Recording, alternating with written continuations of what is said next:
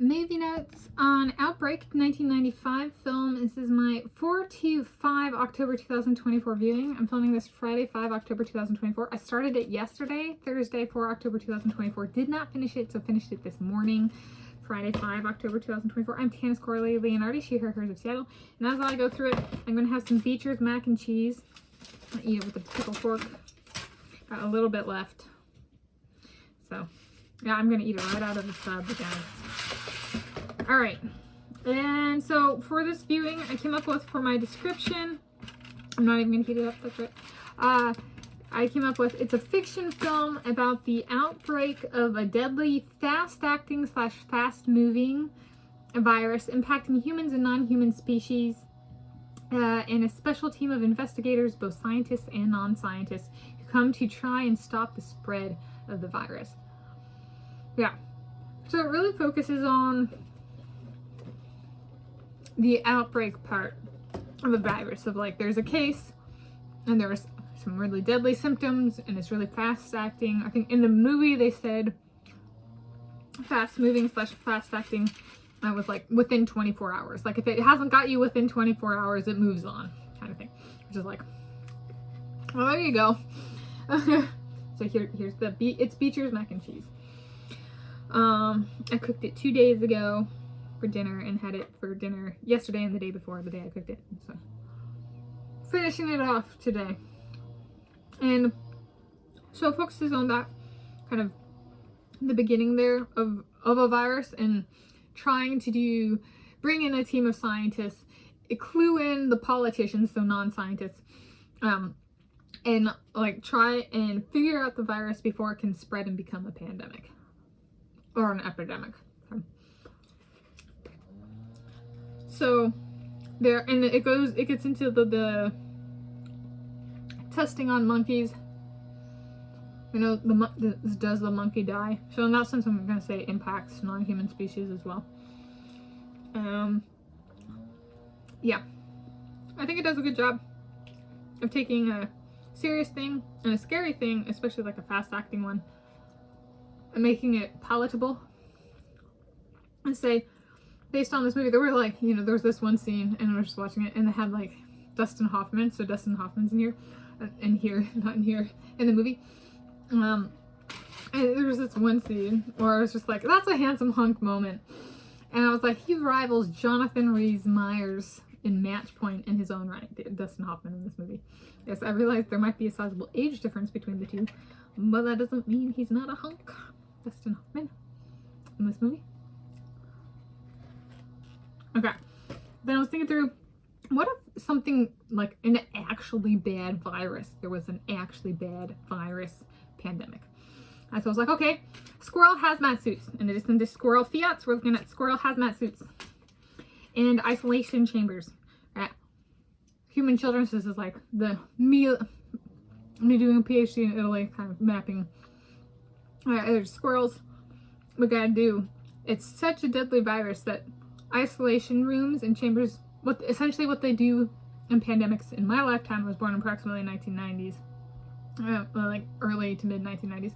And it's not Friday, 5 October 2024. So isolation chambers tend to exist in hospitals, but not necessarily at home. So essentially, it's so bad that that's required at home.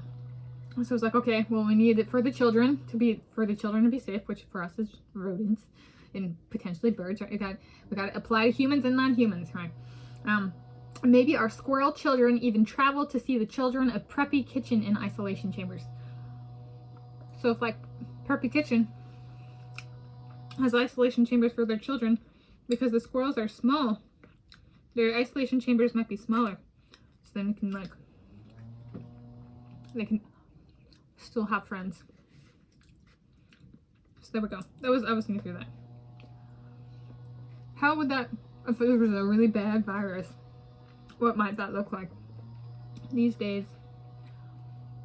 Essentially what happens at the hospital with isolation, I guess, on the home front. That's what I came up with for this viewing.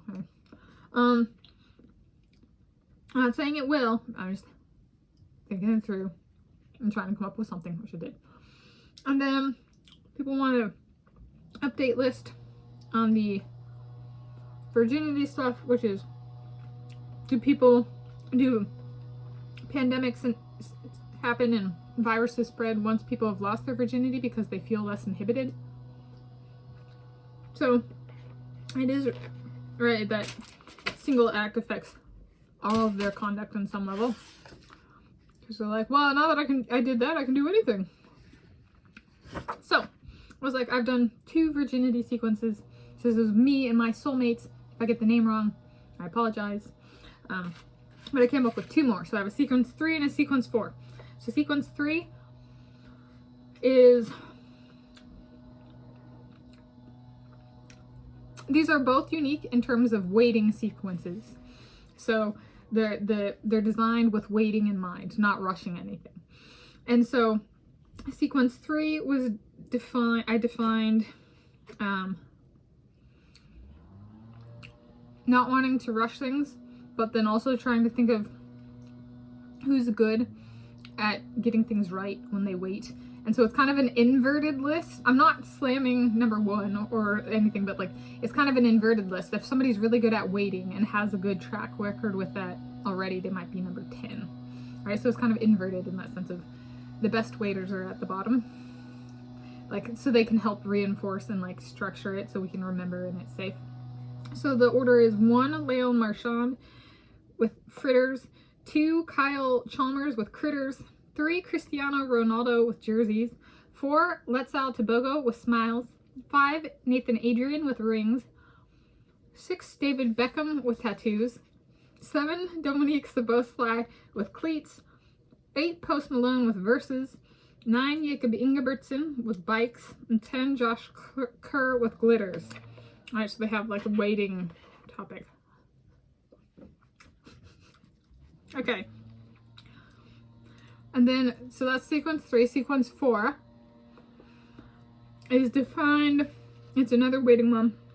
In terms of, the order is who I've, from most to least, for the people on the list. Number 1 is the person I've gotten the stuff the most wrong for. So we can think of it as like me trying to make it right. Us trying to make it right. Number 1 is David Beckham. Number 2 is Post Malone.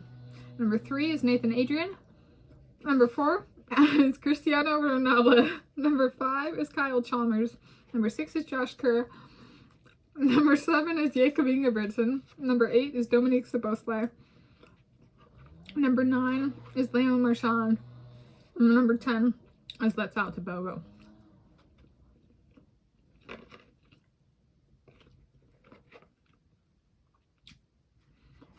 So now there are 4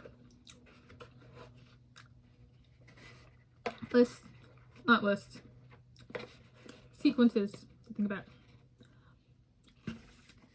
that I have defined. And those I both wrote down yesterday, Thursday, 3 October 2024, which I'm going to note.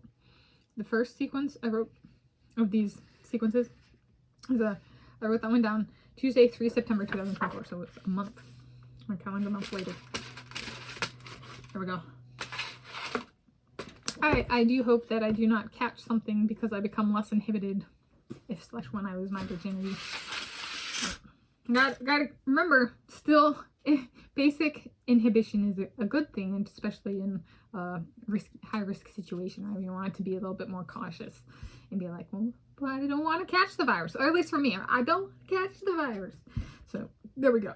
So, those are my movie notes on Outbreak, 1995 film, 4 to 5 October 2024 viewing.